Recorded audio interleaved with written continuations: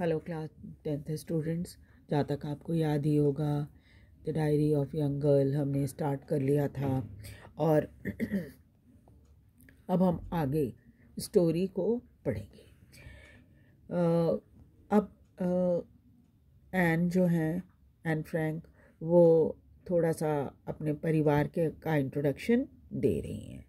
Since no one would understand a word of my stories to Kitty if I were plunged right in. उनको लगता है कि अगर हमने कहानी को ऐसे ही सीधे सीधे शुरू कर दिया डायरी में लिखना तो लोगों को ज़्यादा कुछ समझ में नहीं आएगा। It would be better provide a brief sketch of my life much as I dislike doing so. इसलिए अच्छा होगा कि मैं पहले थोड़ा सा अपने परिवार अपनी लाइफ का एक इंट्रोडक्शन आपको दे दूं, क्योंकि वैसे मैं ये इंट्रोडक्शन पसंद नहीं करती, लेकिन अगर स्टोरी समझना है तो ये जानना ज़रूरी है। My father, the most adorable father I have ever seen, didn't marry my mother until he was 36 and she was 25. मेरे पिता, जो कि दुनिया के सबसे प्यारे पिता हैं, उन्होंने मेरी माँ से विवाह 36 वर्ष की उम्र में किया था एंड तब उस माँ की उम्र 25 वर्ष थी। My sister Margot was born in Frankfurt in Germany in 1926। मेरी बहन मार्गोट का जन्म फ्रैंकफर्ट, जो कि जर्मनी में एक शहर का नाम है, वहाँ हुआ था 1926 में। आई वॉज बॉर्न ऑन 12 जून 1929 और एन का जन्म 12 जून 1929 को हुआ था। I lived in Frankfurt until I was 4। जब तक ये 4 वर्ष की नहीं हो गई तब तक ये लोग फ्रैंकफर्ट में ही रह रहे थे, यानी एंग फ्रैंक और उनका परिवार फ्रैंकफर्ट में रहता था।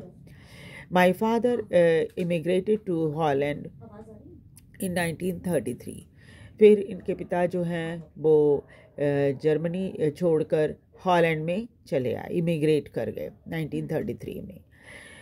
My mother, Edith Hollander Frank, went with him to Holland in September. सितंबर में इनकी माँ एडिथ होलेंडर फ्रैंक भी उनके पास चली गई। While Margaret and I were sent to Achen to stay with our grandmother. और मार्गरेट और एन ये दोनों आचेन चली गई, जहाँ पर इनकी ग्रैंड मदर रहती थी। इनको उन्हीं के साथ रहना था। Margaret went to Holland in December. Margaret पहले गई हॉलैंड दिसंबर में एंड आई फॉलोड इन फरवरी, और उसके बाद एन फरवरी में वहाँ चली गई। When I was plunked down on the table as a birthday present for Margaret. फरवरी में मार्गरेट का बर्थडे होता था, तो इनको एन को बर्थडे प्रेजेंट की तरह मार्गरेट के सामने लाया गया था। I started right away at Montessori Nursery School. वहाँ जाते ही इनका एडमिशन Montessori Nursery School में करा दिया गया था। I stayed there until I was 6, और वहाँ पर ये 6 वर्ष तक रही। At which time I started in the first form. शुरू में इनका फर्स्ट फॉर्म में एडमिशन हुआ था। In the sixth form my teacher was Mrs. Cooperus, the headmistress, और सिक्स फॉर्म में आते मिसेस कोपेरस, जो कि वहाँ की हेडमिस्ट्रेस थी स्कूल की, वो इनकी टीचर थी। At the end of the year we were both in tears as we said a heart-breaking farewell. और ये साल एन का आखिरी साल था, तो अपनी टीचर से, मिसेस कोपेरस से शायद वो बहुत अटैच्ड हो गई थी। इसी वजह से एक दूसरे से बिछड़ने का बड़ा अफसोस इनको हो रहा था जब इन लोगों ने अलविदा एक दूसरे को कहा, क्योंकि अब ये दूसरे स्कूल में जाने वाली थी। In summer 1941 grandma fell ill and had to have an operation, so my birthday passed with little celebration. गर्मी के दिनों में 1941 में दादी माँ बीमार हो गई और उनका एक ऑपरेशन होने वाला था, इसलिए इनका बर्थडे जो है वो बहुत शांतिपूर्वक रहा, जो ज़्यादा कुछ धूम धड़ाका बर्थडे में नहीं हुआ। Grandma died in January 1942। फिर ग्रैंडमा की डेथ हो गई 1942 में। No one knows how often I think of her and still love her. कोई नहीं जानता कि मैं कितना उनके बारे में सोचती हूँ और अब भी उन्हें बहुत प्यार करती हूँ, हालांकि अब इस दुनिया में नहीं है। This birthday celebration in 1942 was intended to make up for the other, and grandma's candle was lit along with the rest. और 1942 में जब बर्थडे सेलिब्रेट हुआ था एन का, तो उसमें क्या था कि ग्रैंड माँ के नाम की भी कैंडल जलाई गई थी। The 4 of us are still doing well. सब कुछ बिल्कुल अच्छा चल रहा था। That brings me to the present date of 20 June 1942. और यही कारण है कि आज 20 जून 1942 में solemn dedication to my diary, यहाँ बैठकर मैं डायरी को अपने सब कुछ डेडिकेट कर रही हूँ। और जैसा आपको पता ही है, उन्होंने अपनी डायरी का नाम किटी रखा था। अब यहाँ से डायरी का एक पेज जो कि 20 जून 1942 को लिखा गया था, उसमें जिक्र है। क्या क्या किस किन बातों का जिक्र है, चलिए देखते हैं। Our entire class, dear Kitty, our entire class is quacking in its boot. The reason, of course, is the forthcoming meeting in which the teacher decide who will move up to the next form and who will be kept back. पूरी class जो है बहुत बेचैन है, क्योंकि कारण ये है कि आने वाली एक मीटिंग में टीचर ये डिसाइड करने वाले हैं कि कौन से बच्चे को अगली क्लास में प्रमोट कर दिया जाएगा और किसे अभी भी रखा जाएगा उसी क्लास में। Half of the class is making beds, इसलिए आधी से ज़्यादा क्लास शर्त लगा रही है। GN and I laugh ourselves silly at the 2 boys behind us. और ये अपनी सहेली के साथ पीछे बैठे हुए 2 लड़कों की बेवकूफ़ी पर हंस रही हैं।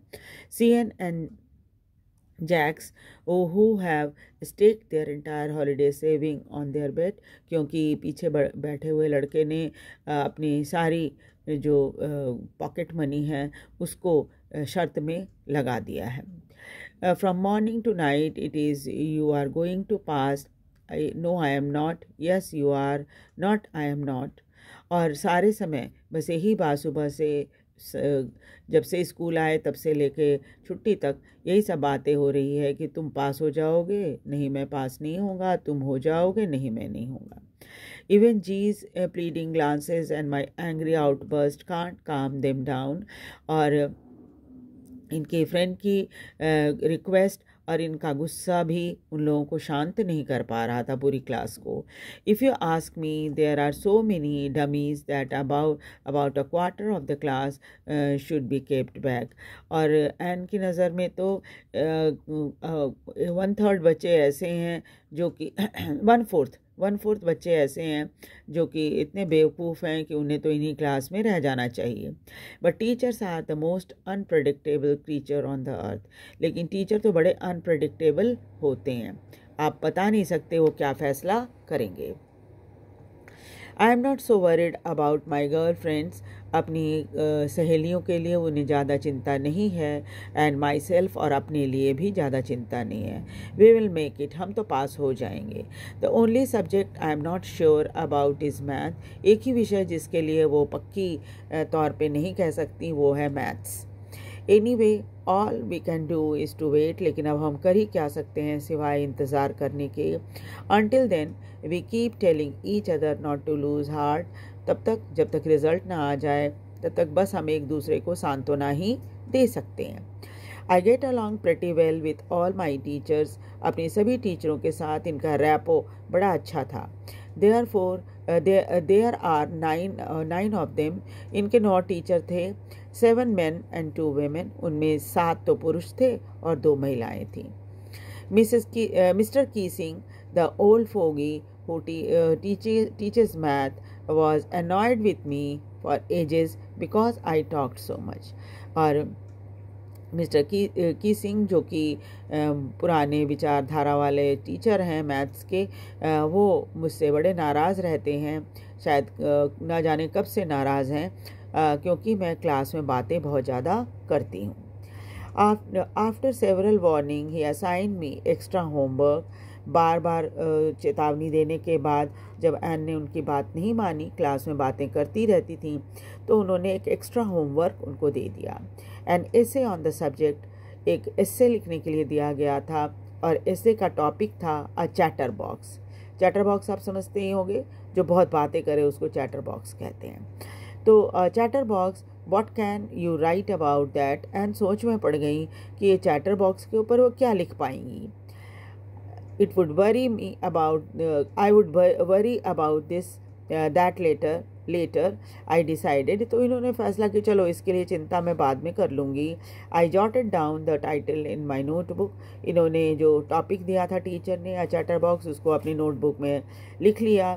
टक्ड इन माई बैग, और नोटबुक को बैग में रखा। And try to keep quiet, और शांत रहने की कोशिश करने लगी। That evening, after I had finished the rest of my homework, the note about the essay caught my eyes। उस शाम को जब इन्होंने अपना सारा होमवर्क पूरा कर लिया था, अचानक इनकी नज़र उस नोट पर पड़ी जिसमें उनको एसे लिखने के लिए दिया गया था। I began thinking about the subject while chewing up the tip of my fountain pen।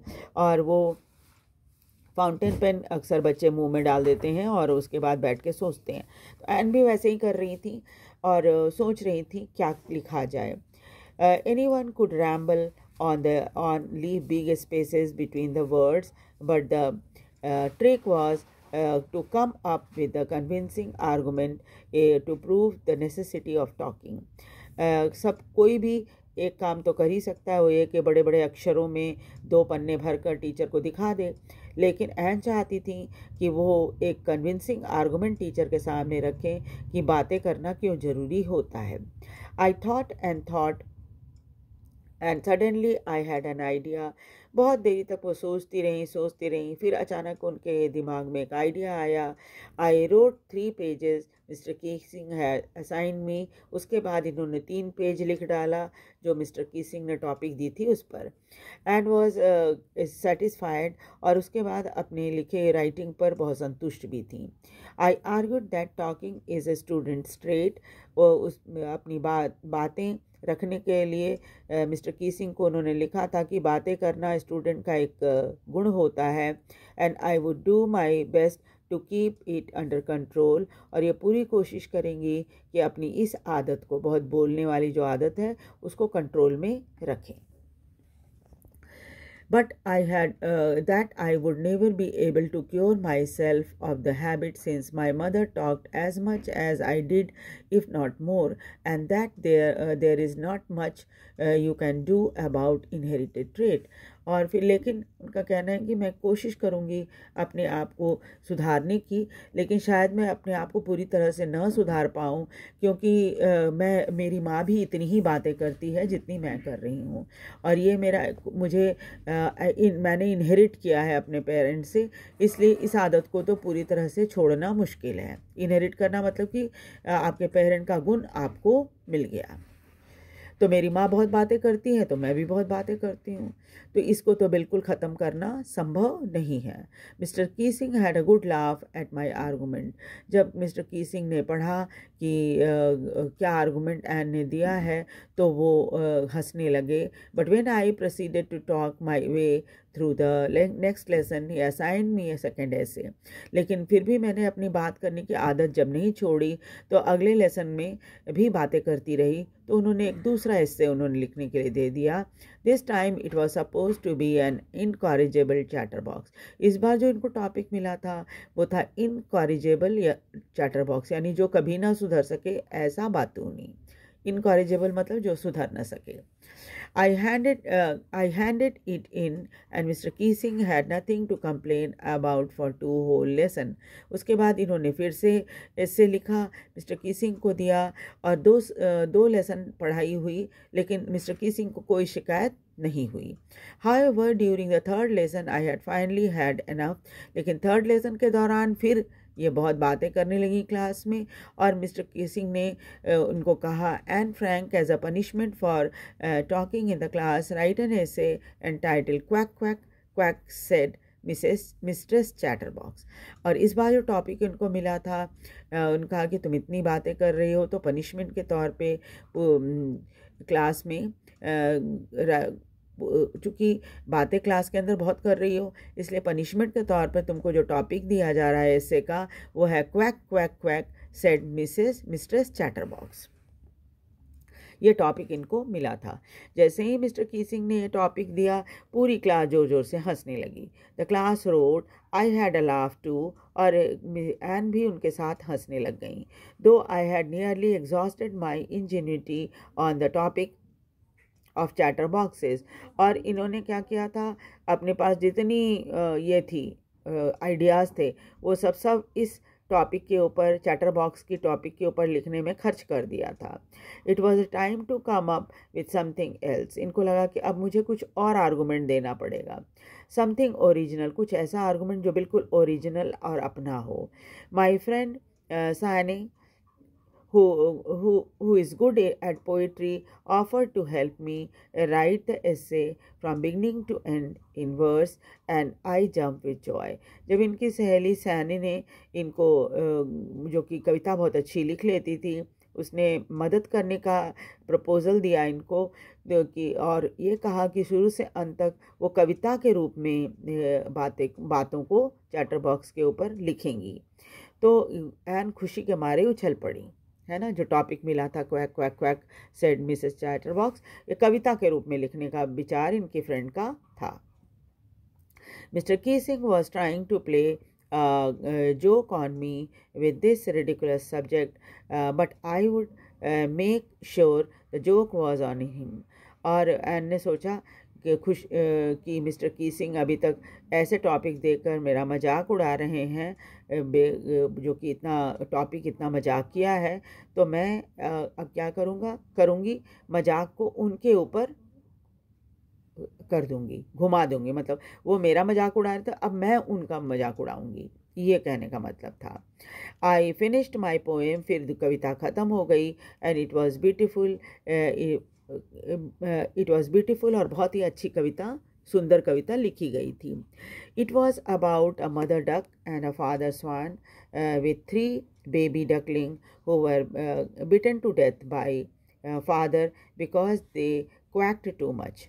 और ये कविता जो थी, एक मदर डक की थी और उसके पिता स्वान की थी, जो कि जिसके पास 3 डकलिंग थे, लेकिन तीनों को पिता ने काट काट कर मार डाला था, क्योंकि वो बहुत ज़्यादा क्वैक क्वैक क्वैक क्वैक आवाज़ करते थे। Luckily Mister Keesing took the joke the right way. इस तरह का जो मजाक एन ने कविता में किया था मिस्टर कीसिंग के साथ, मिस्टर कीसिंग ने इसको पॉजिटिवली लिया। And he read the poem to the class, adding his own comment and to several other classes as well. और पूरी कविता को उन्होंने क्लास में पढ़कर सुनाया, अपने कमेंट भी उसमें ऐड किए, और कई दूसरी क्लासेस में जाकर भी उस कविता को सुनाया। Since then I have been allowed to talk. उसके बाद से इन्हें बातचीत करने की छूट मिल गई। Haven't been assigned any extra homework, और कुछ ज़्यादा एक्स्ट्रा होमवर्क भी नहीं दिया जाता था। On the contrary Mister Keesing always making joke these days. और आजकल तो मिस्टर कीसिंग भी थोड़ा हंसी मजाक करने लगे हैं। और योर्स एन, ये एन ने ये पेज डायरी की आपको दी है पढ़ने के लिए, है ना। और ये कहानी जो है यहीं पर ख़त्म होती है। एक बच्चे की 12 वर्ष की थी, तो बच्ची ही थी, अपने मन के भावों को उन्होंने इतने खूबसूरत शब्दों में लिखा है। और इसलिए कहा, इंट्रोडक्शन में हमने पढ़ा था कि जिन लोगों ने इस डायरी को पढ़ा, उनका कहना है कि बहुत ही मैच्योर शब्दों को इस्तेमाल किया है, थॉट को इस्तेमाल किया गया है ना। This the end of the chapter. आपको वीडियो कैसा लगा? आप इसे लाइक और सब्सक्राइब कीजिए, और मुझे बताइए कि और क्या चाहते हैं आप। अगली क्लास में हम नेक्स्ट चैप्टर स्टार्ट करेंगे। Thank you very much.